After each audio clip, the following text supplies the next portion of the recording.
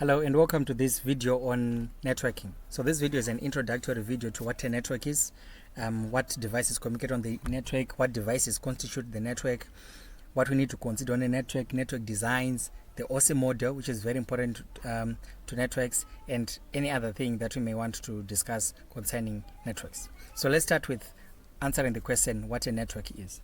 So basically a network is a bunch of computers or a collection of computers that are communicating together. So these computers could be in the same building, the same house, the same office, or they could be in different buildings, different cities, different countries, different continents. So you find that as long as those computers can communicate together, they are part of a network. So if you've got a computer in the USA and one in Africa that are communicating, they've already formed a network among themselves. So this network is what allows businesses to be able to send information to different offices at the speed of light, and to allow even people at home to communicate with their friends and loved ones whilst they're in different locations. So when these computers are connected, how are they connected and what connects them? That's where we come to the pieces of a network, the devices that make up a network. So these devices, we start off with your own computer as the person who is connected to the network. So you'll be setting on your laptop or your PC, your server. Then when you send information, it goes to a switch. Now the switch is responsible for knowing where to send information within a network of common devices. So you find that when we are talking of a network, it does not necessarily mean that it's just one big network. No, but it's usually, and in most instances, it's a bunch of networks connected together to form a big network. For example, when you talk of the internet is made up of networks that connect together, and those interconnections between the networks form the internet, which is an internetwork. Internet is basically a bunch of networks that are connected together, and a network is a bunch of devices that are connected together. So this switch now is within a common network, a network that has got common devices. For example, devices in one building or in one office, they all fall under one common network, which is called a LAN, and that's where you get a switch. So switches are found in LANs, and then the router is found at the boundary of a network before it connects to another network. That's where you find a router, and the router is responsible for knowing where to send information and to which network to send that information. So routers are the ones that allow us to be able to communicate to the internet, because they know where to send the information in order to be able to request our Facebook pages or Google pages and the like. Now on those network devices, for example the PCs, there are cables that are used to connect to the switches, and those cables are called Ethernet cables. And those cables have got what are called RJ45 connectors, which are the tips of these cables, or these ones if you want to see the physical picture itself. And these RJ45 connectors are the ones that connect the various devices together. And this RJ45 connector is found on a network card, and on this network card, that's where all the decoding as well as the translation of the information coming onto the network and onto that PC is done, so that the PC can know whether it's what information it has received, where to send it, as well as what information it's sending out. So on the PC itself, what kind of applications require information coming from the network or require to communicate on the network? In today's world, I think that's easy to know, as we have got web browsers that we use to surf the internet, and we said the internet is a network of networks. Then we have got database applications that may be sending information across various offices, or that may be storing information in central locations. For example, you could have offices in different countries, but you have got one database housed in one country. You also have instant messengers, we've got our WhatsApps, we've got the email service, online games, social media, you name it. So there are so many applications that require to use the network. Even receipting systems, online receipting systems in shops can also require the network. It does not, when something is communicating on the network, it does not mean that it has to always go on the internet, but it can also stay within what is called the local area network, which is a network of devices that only communicate to each other, not any other device, unless the information goes through a router, or it could be a metro area network or a wide area network, which now can encompass various offices into different locations that communicate with each other and do not communicate with any other network again. So seeing the importance of networks, that they are very key when it comes to the transferring or the transmission of information. What are the things that impact or affect the quality of service on a network? These things include speed, delay, and availability. So speed is how fast we can transmit information from one computer to another, regardless of the distance that has to be traversed. For example, if we want to send 2 gigabytes of data and the network speed is 1 gig per second, that means we can actually send that 2 gigabytes of data in approximately about 2 seconds. If it's also 10 gigabits of data, when our network is 1 gigabit per second fast, that means we need 10 seconds to send that data. At the same time, if it's a 10 kilobit per second network and we want to send 10 gig of data, then you can see it now takes a longer time, and it may be very frustrating for certain people in very certain applications. So the speed of the network is very important to consider. Then there's the delay. The delay is how long it takes, how long the information takes before it gets to its intended recipient. So the delay and speed usually can be interpreted as or more or less the same, but delay is just looking at how long, what is the amount of time it's taking before we get to the other side. Speed is saying how much can we transmit per second. Then availability is speaking about whether the network is actually available in terms of is it up and running at any time that we want to use it. So availability is measuring the ability of a person to send data across the network whenever they want to. Is the network up and running whenever I want to send any information on the network? And that's what availability is talking about. So there are various network designs that used to exist, but these days we are no longer following these network designs. There was the bus architecture, the ring architecture, and the star architecture. Each architecture had its advantages and disadvantages. For example, the bus architecture meant only one computer could send information at a time, because the information could clash as they were sharing just one channel.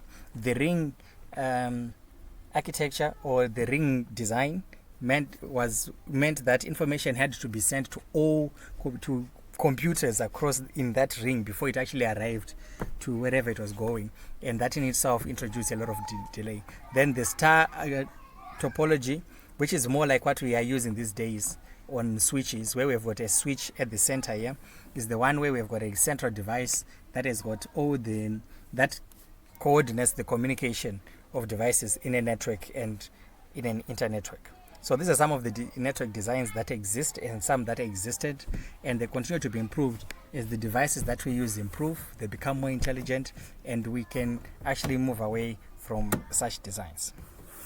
So one of the most important things when it comes to the networking world is what is called the OSI model and the TCP IP models. So these models basically explain how information actually moves within a network. When you press the enter button to send something across a network, what exactly is happening? And that's what the OSI and the TCP IP models explain. So let's go through the OSI model briefly. So the OSI model has got 7 layers. And information, as it moves from your fingers into the computer and into the recipient, goes through these 7 stages. So at the top there, as you can see, it's not necessarily that application is the first one or physical is the last one. It can actually be vice versa depending on what's happening. So for example, if you are typing on Facebook and you're on a browser and you're typing facebook.com, you're at the application layer. So the application layer is where you're using a certain application to be able to communicate with or to send information on the network. Then when you enter that information on the application, the presentation layer comes into play. And the presentation layer is basically responsible for making sure that the information is organized in a way that it can be translated and read properly by other devices as it moves down the chain.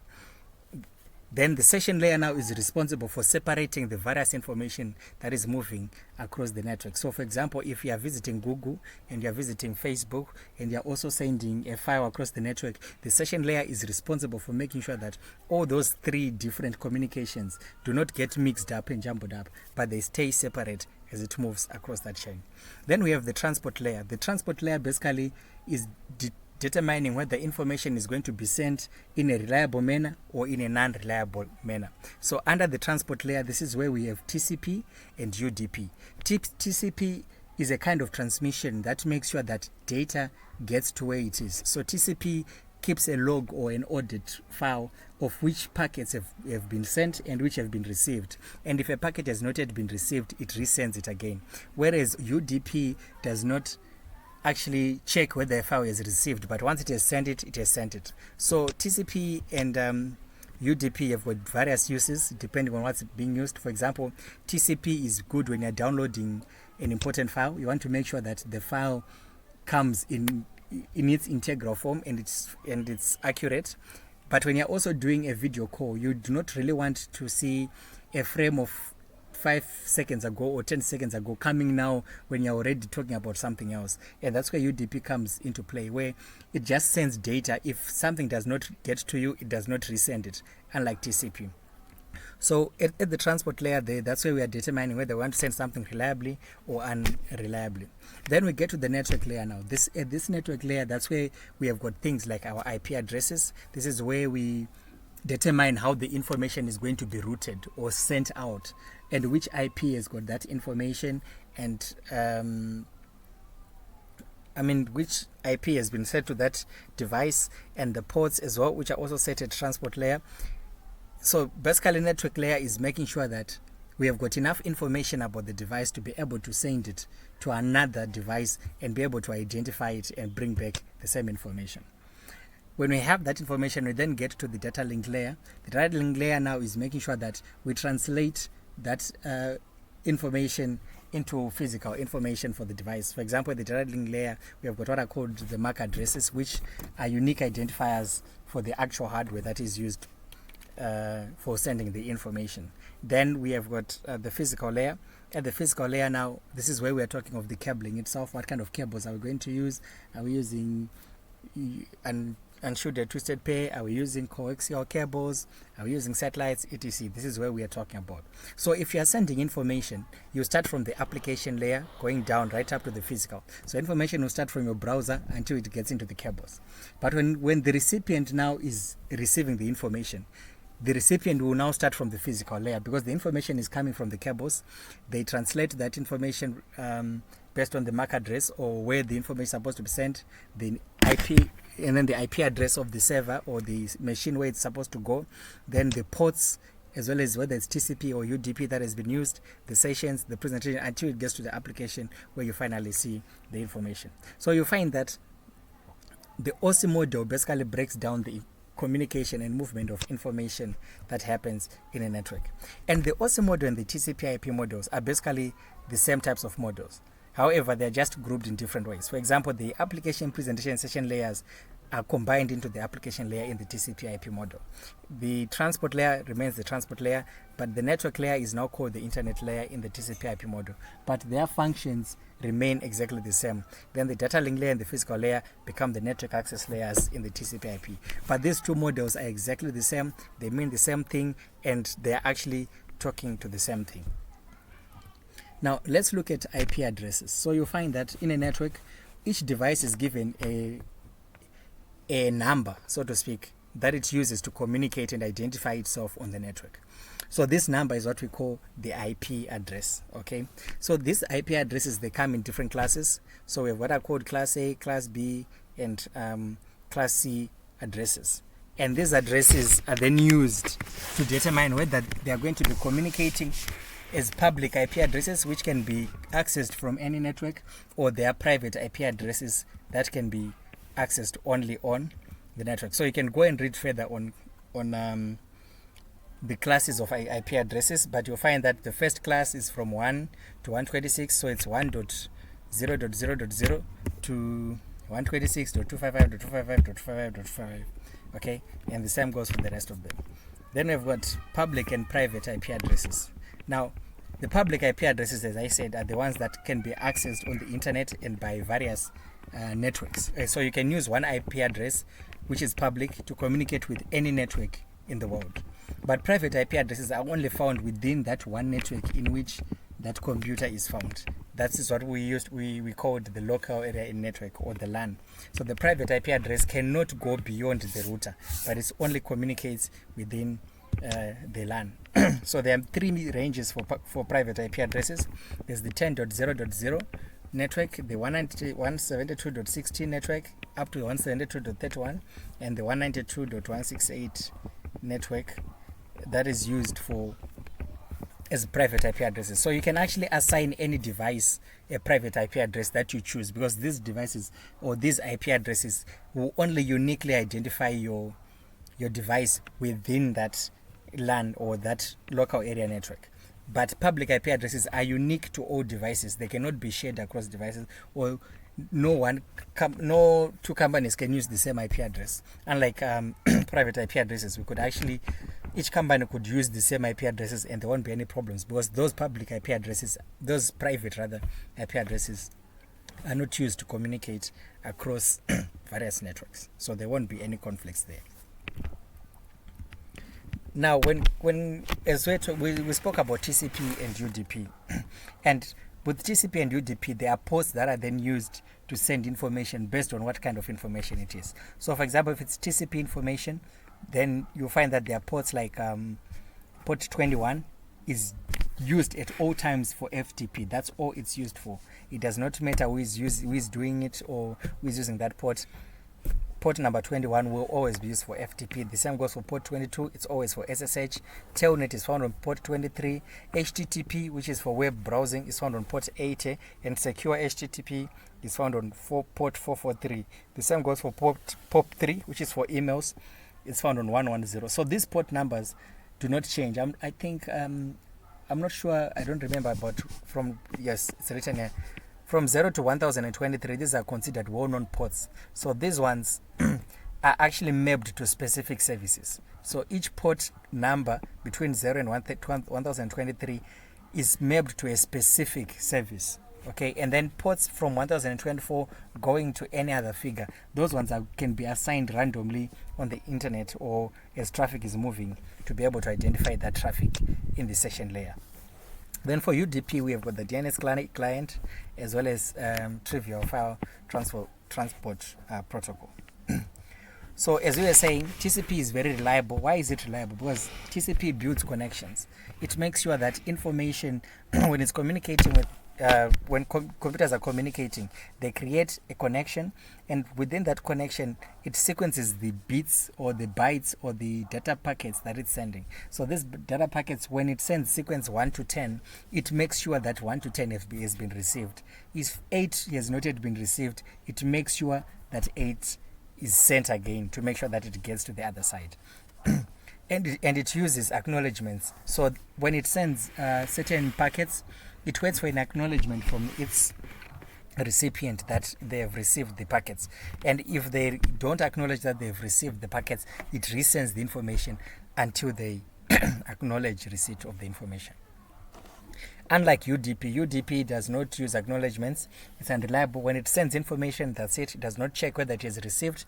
That's why it's good for things like video streaming, because you do not want videos to come to be played later on than they are required. It's also connectionless. There are no connections created, and it just sends. So it creates a best effort delivery where it just sends and hopes that information gets to the other end. So lastly, we'll just talk about cabling. As we mentioned before, we have got what are called RJ45 connectors, which is this one. That's the connector. And this connector is put onto an Ethernet cable. So these Ethernet cables come in various types. There's what is called the Category 5 UTP. Now there's also the Category 6 UTP. And these types of cables, they all have their own advantages and disadvantages in terms of speed, in terms of data loss, and the like.